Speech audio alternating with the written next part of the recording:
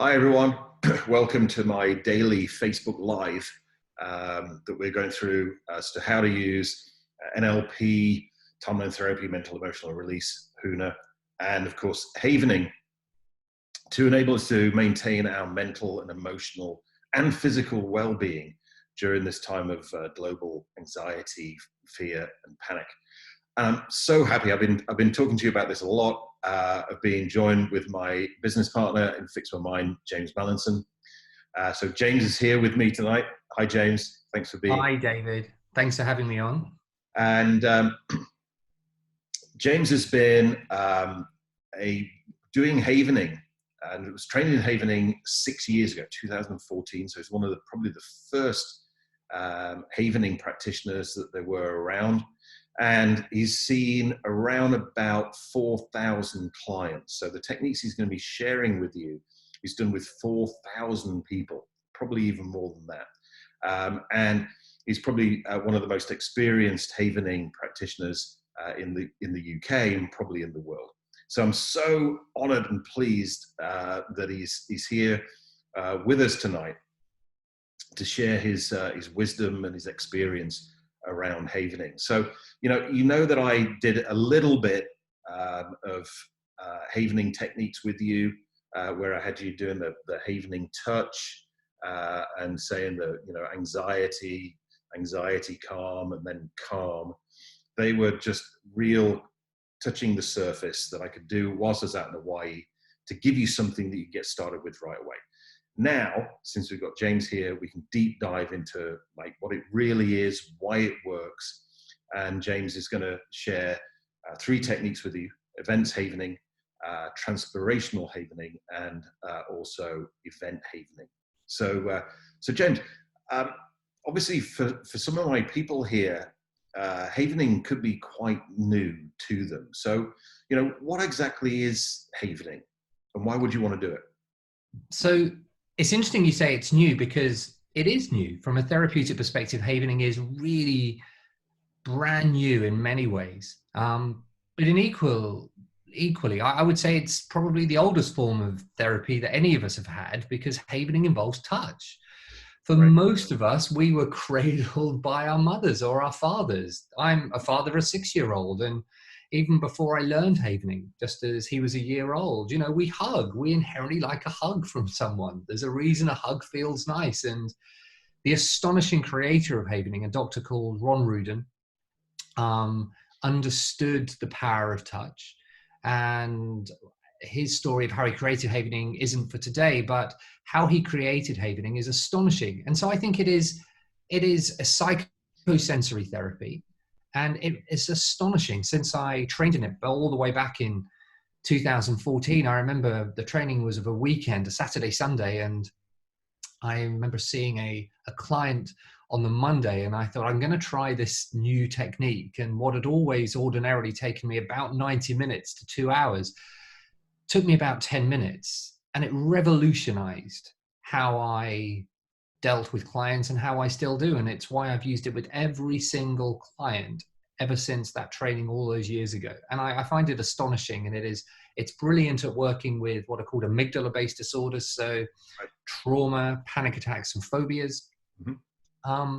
But if it works for those kinds of memories, it's just astonishing at also dealing with just painful individual memories that any or all of us have experienced or are experiencing. And equally, and as you've alluded to, it's also really good at neutralizing negative emotions, which with everything that's going on right now, it's brilliant for dealing with anxiety. And so it works as well face-to-face as it does via this medium. And I've worked a lot with clients over the years via this medium, and over this last week, all my clients have been done via this medium. So what I'm about to show and share with you, David, and for those of you that are watching, is exactly the same as I broadly do with a client. Obviously, there's going to be some obvious differences that occur, but broadly, the things that you're about to learn are exactly the tools and techniques that I share with clients week in, week out, day in, day out. Brilliant. And how does havening actually work? I mean, obviously, a number of people who have been watching these Facebook Lives are trained in NLP, trained in timeline therapy, mental emotional release, trained in HUNA. And havening works in quite a different way. You know, and I'll be completely open. I mean, when you first came to me and said, I'm going to do havening, I was skeptical. I'm going to be completely transparent with that. I'm just going, it's a pattern interrupt, it's a collapse anchors, it's interrupting a strategy. And then, you know, we did a session where I saw you working with a client, and I saw the emotion disappear in the physiology. And I went like, whoa, okay. No, there's something different about this. So can you explain what that difference is? I think the difference is touch, primarily. It's touch. The reason havening is called havening is because the act of touch, when done properly, puts us in a good, safe place. There's a reason a hug feels nice. There's a reason stroking a pet feels nice. If I just show you and demonstrate what the 4 havening touches are, and if you could do this with me, David, and if you're watching wherever you're watching, just get a sense of the touch that I'm about to do. And I think one of the key things here, and I say this with clients, is havening is a bit like having a hug from yourself. It's a bit weird to do, but it's also a lovely thing to do. But the intention of how you do this is really important. So just imagine when you do this in a moment, if you're okay to do this, that the touch that you apply is the touch of someone that you would want to hug you. So you do it kindly, you do it nicely. The speed that you do it at also of about once a second is very, very important because it promotes the delta wave in your brain, which is key to the application of how havening works. So there are 4 havening touches. I'm just going to go and do them with you for a few seconds for each one. So the first one is on your shoulders down to your elbows. So if you just do this with me, and we'll just start now. So just do this like this. And just as you're doing this, just get a sense. I'm just going to show you the 4 havening touches, and you'll find which one works best for you. So this is on your shoulders. The next is on your hands. So you just do it nice and gently like this. Like you're holding hands, basically. Nice and gently. The next is on your forehead. So you literally go from your forehead round to your temples. And you're doing it nice and gently. And then the last one is underneath your eyes, going around back up to your temples. Oh, right, okay. This is the one that some people saw Justin Bieber doing recently. He was on his documentary showing how he has used havening to an astonishing effect to manage his stress.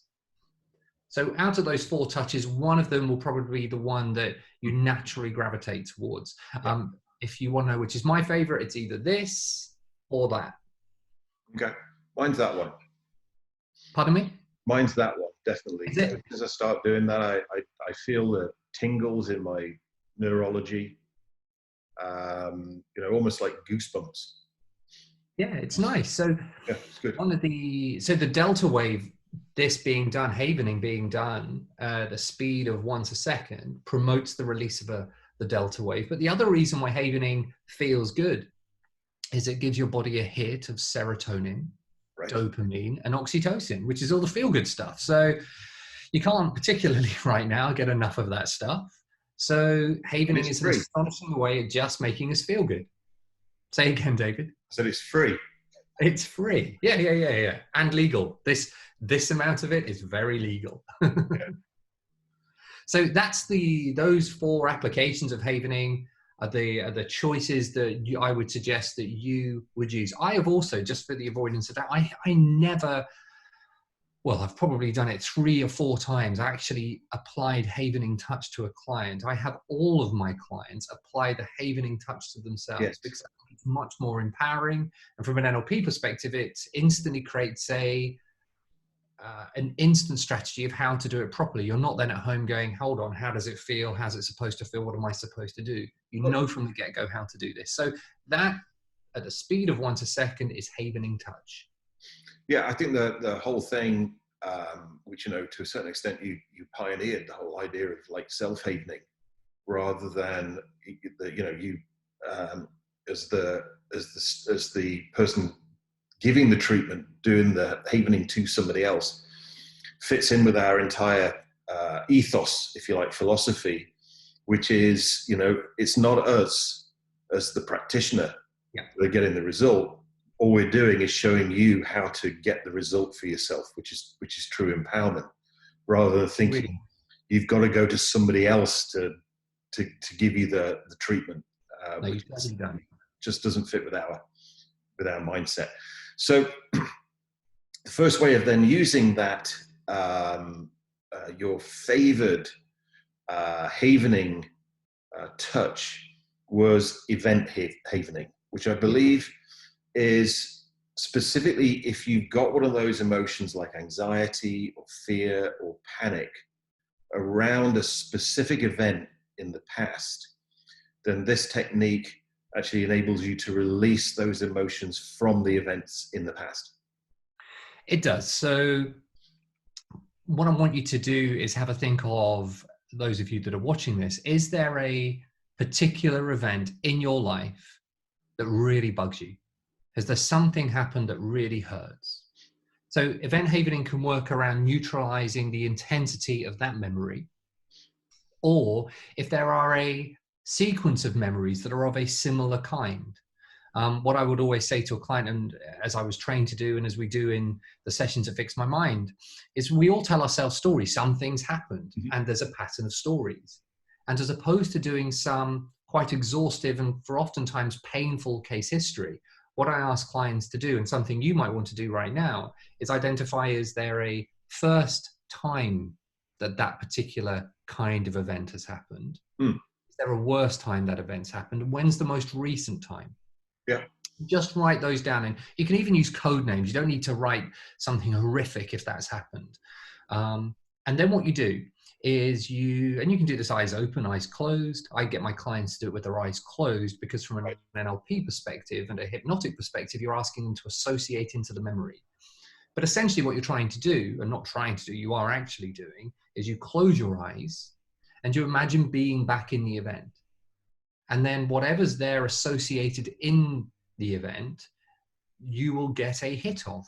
And then you can do it, as I say, eyes open, eyes closed. But when you've got the hit of the event, is just next to the description that you have, write a score that goes from 0 to 10 next to the particular event.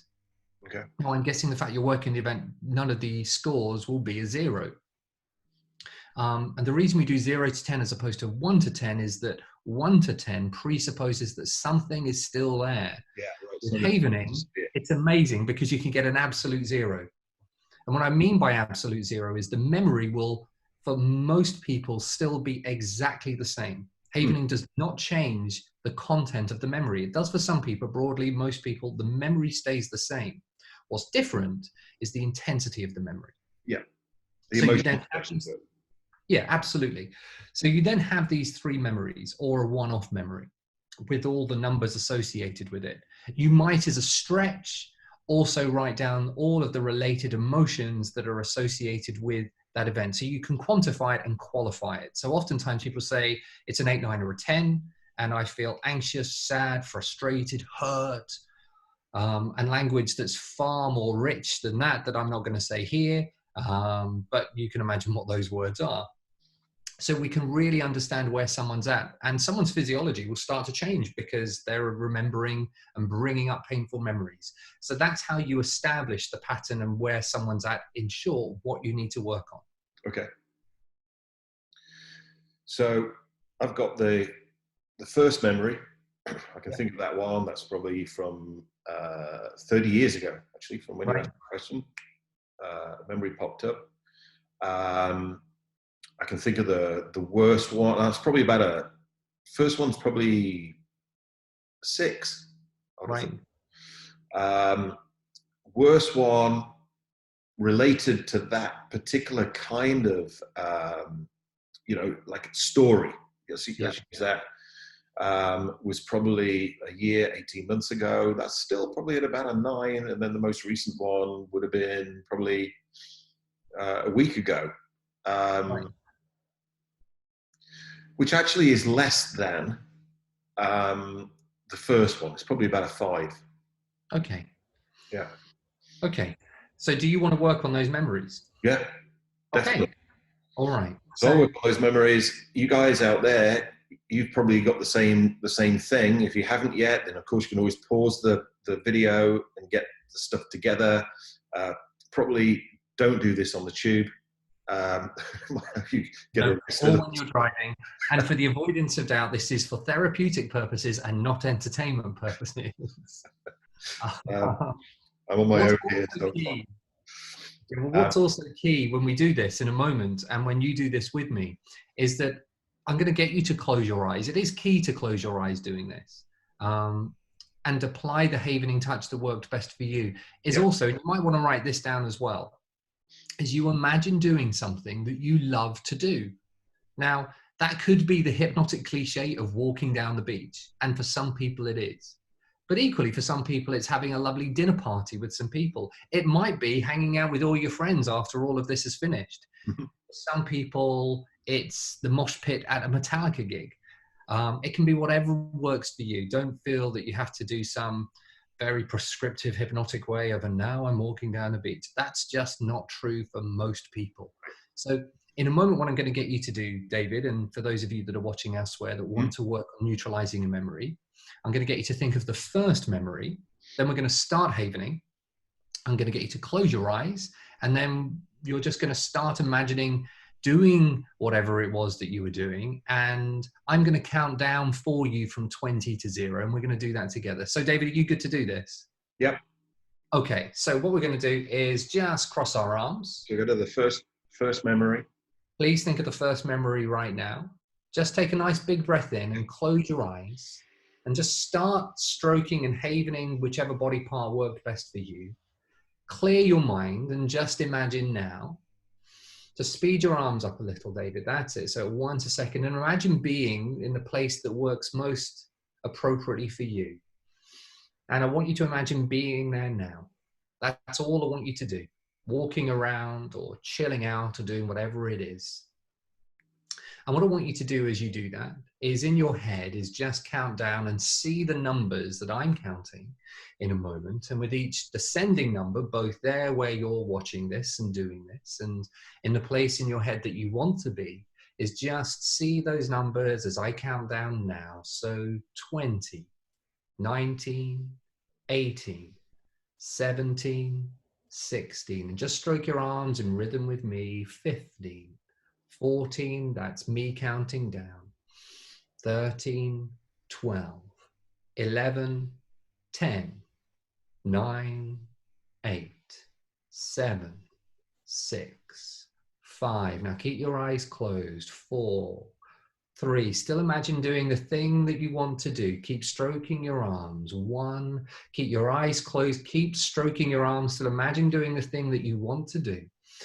And in your head, I just want you to say your phone number in your head right now. Just say the number. And what I want you to do is try and do that number backwards in your head right now. And what I'd like you to do is keep stroking and havening your arms. Open your eyes right now. Open your eyes.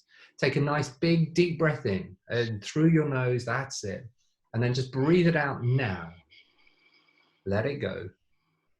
That's it. Relax your arms. Make sure your eyes are open. Just relax. Be nice and calm. Okay. How are you feeling, David? Good. Yeah. I mean, as soon as I started the havening touch, the feeling started to subside. From a NLP submodalities point of view, the memory was very dark because it was actually me being at home and it was nighttime and the house was dark, and it brightened up. Right. That's really interesting. The actual content of the memory, from a the content of the memory didn't change. Yeah, it happened. There's nothing we can do about that. But it's like somebody switched the lights on. Right. As the emotions disappeared. Okay.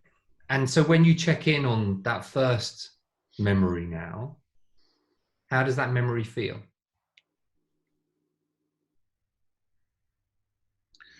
Probably about a 2. Okay. So what I want you to do straight away is close your eyes, start stroking your arms again. That's it. Go back to doing the nice thing, whatever that was. Are you okay sharing what that is, by the way? It's okay if you're not. If you are you okay to share? Yeah, it's being by the pool in Malta. Okay. And are you just sunbathing, listening to some music? What are you doing? Um, Lying on the sunbed under the parasol, and I'm reading. And what was nice about that? Um, I felt very relaxed, very chilled, not a care in the world. Right. So Everything what was I want good. you to do is imagine, okay. So what I want you to do is imagine being back there on that sun lounger, seeing the words on, knowing you it was probably an iPad as opposed to a book. Just imagine That there. was actually a physical book. Wow, David actually reads physical book, people. I do. And just imagine you've got that book in your hand, that lovely tactile feeling that you have of holding a book in your hand. The sensation of having the warmth of the sun on your skin, being nice and shielded under the parasol.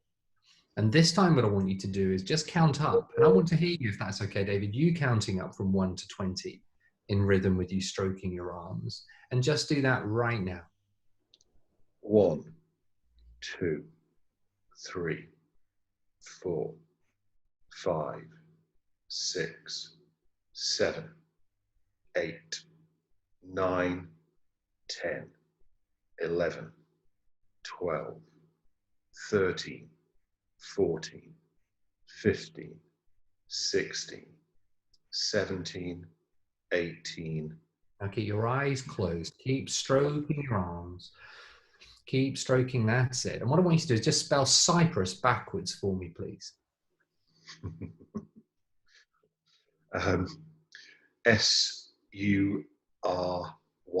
Suryc. I know you were in Malta, by the way, in your head, but I just thought I'd change it up a bit. And just relax your arms. Open your eyes. How are you doing? But asking a former dyslexic how to spell something backwards is just Tricky, right? But we did it, I think. Well, let's check in. How are you doing? So I'm going to think about the first event again. Yeah. Nothing there. Cool. And you know there's nothing there because? I've still got the same picture. It's a still picture. Yeah. It was very dark. Mm-hmm. It's lightened up as if somebody's put the lights on, and it happened. Mm-hmm. It was me in my dining room at the time in Ealing, South Ealing, and that happened. Nothing I can do about that. As I think about it now, there's no emotion to it. That's brilliant. The anxiety's gone. So it went from a 6 down to a 0. Great. And the middle event, if you can just check in on that now.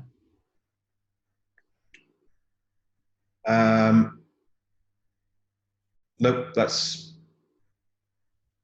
flat. And the most recent event. Yep, that's flat too. Cool. Yeah, so it's kind of like taking out the entire thread or whatever, or taking out the emotional aspect of the story, if you like to use that analogy. Yeah. Cool. It's like anti-venom, this stuff. It takes the poison out. Yeah, no, it's great. I love it. As I said, when you first said you wanted to do it, I was skeptical, and I was open about that. That you went out and said, "Well, I'm going to do it anyway," which is you. But then, when I sat in with a session with you, and I saw the physiological shift in the client, like it was a switch. You could see it. It was like, boom, okay. And I'm going, okay, that just went. Yeah. Great stuff. It's brilliant. And I think it works so elegantly with NLP, with hypnosis, with all of the various tools that you train people in with. So it works as a standalone product and tool, but I think it also works incredibly elegantly with loads of others as well. So, for example, when you said you were under that sun, you're under the parasol, and I said to you, what was nice about that? What did you like about that? Your language, and for those of you that don't know David, you went straight away and told me you were kinesthetic.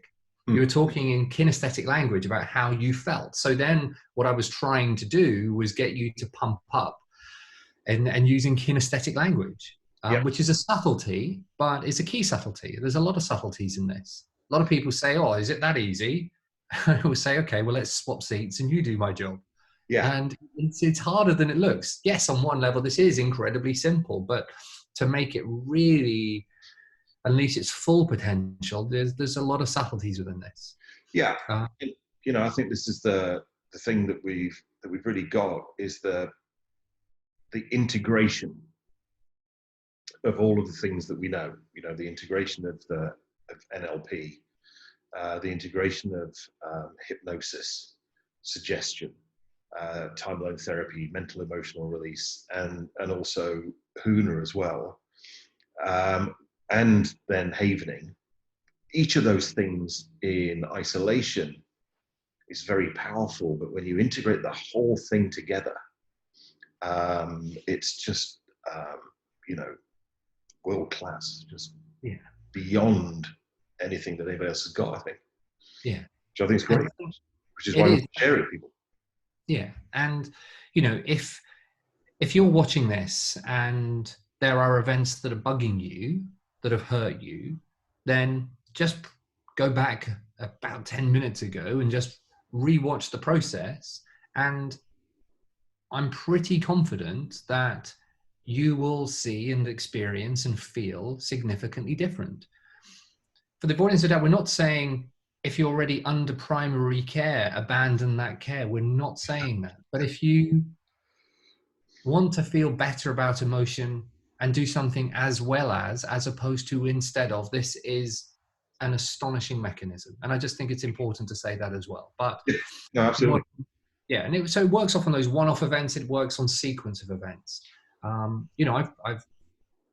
was working with a lady just before Christmas who'd had she was in her 60s, a phenomenal level of abuse and pain over her lifetime, a phenomenal level. And she could have a case history that would have lasted about 3 or 4 sessions just downloading it. And I asked her not to do that. We did pick out more than just 3 events, but what happened and the domino effect that's created through havening can sometimes be just astonishing. All it required was for her to work on that initial traumatizing event, and this domino effect of this neutralizing that occurs just was astonishing. And she only required a couple of sessions of seeing me, and it's an incredibly beautiful and elegant technique. And Ron Rudin, who created it, is amazing. It's full power to anyone that can create something as astonishing as that. So, this is nothing about me. This is all about him, and all I've been lucky enough to do is train and integrate it with everything else that I've learned. So, for events specifically, this is astonishing. Right. And I was talking to David before we began today, and there's a very, particularly in relation to COVID right now, the Kubler-Ross understanding of grief is astonishing. It's one of the major models about how people process grief.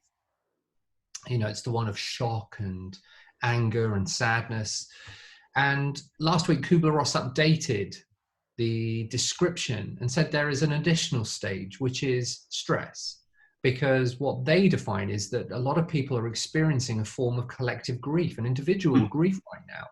Something shocking has happened. It's called COVID. And isn't that we necessarily, and some people will know people that have had it and some people know people that have died, but our person, that's terrible. Yeah. But our personal experience of what's happening right now has been analogous to people experiencing grief.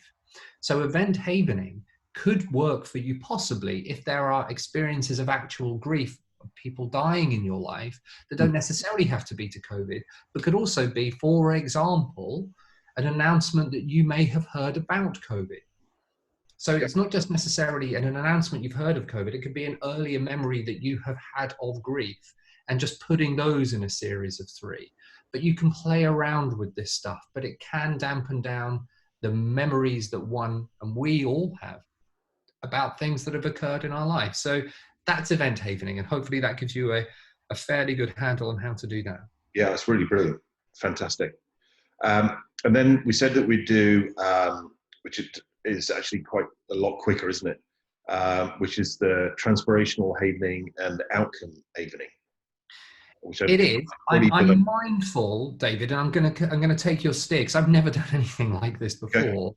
I'm mindful that we've just done quite a lot of time on the likes of event havening and Yeah. introducing the concept of havening. Do you think it's worth, and I'll take your steer on this, my instinct is for us to pause, by the way, and come back at another time over the next couple of days, introduce the idea of transpirational and outcome havening, and then another time we'll do internal self-talk. Otherwise, I think it just could be a bit too much. I'll take your steer, though. You know about this stuff. Totally. We're as always in fantastic rapport. I was saying, we'd said we were going to do that, and I think we've covered a lot for people, and I'm sure we'll get the feedback. Please, if you like this, put comments, thumbs up, hearts. How do I do a heart? There we go. If you don't like it, please don't say anything either. My ego won't go. Please share with people as well, so that everybody gets to benefit from this. And this is great because now what it means is that we've got another 2 of these Facebook Lives with James. So we'll do the transpirational and event havening. Outcome havening. Outcome havening, sorry. In another Facebook Live. And then what's the other one around the internal dialogue, which is... So the last one is going to be around internal self-talk. So the thing that I've universally discovered, whether it's with people with anxiety or trauma or people that smoke, is the language that they use in their heads, the internal self-talk, which can, in addition to any vulnerabilities we may have around stuff, how we talk in our head can exacerbate that vulnerability. So there is a really great process that, because you've seen me do it, but helps people change and will help you change any negative talk that you're saying in your head about what's going on, or anything for that matter, and come up with some more resilient self-talk. That there's a lot of science behind this. A lot of work's been done with athletes and frankly, people being recruited into special forces, and what is it they say in their heads? And that's the final process that I'll do in the final Facebook Live about how to create positive internal self-talk as well. Brilliant. So another 2 sessions, that's 3 in total with James, which is great news. As I actually didn't say this, the start of this session was Aloha, which I have been opening all of these this time. James, you've probably heard there's no word in Hawaiian for goodbye, because in Hawaiian they believe that we all come back to the same place at some point in time. So there's no word in Hawaiian for goodbye. What they're kind of like their greeting, if you like, is ahui ho, which means until we meet again, which we already know we're going to meet you again, at least twice on these Facebook Lives. And I will certainly be meeting all of you again tomorrow at the same time. So wherever you are in the world, love you lots, and hui ho.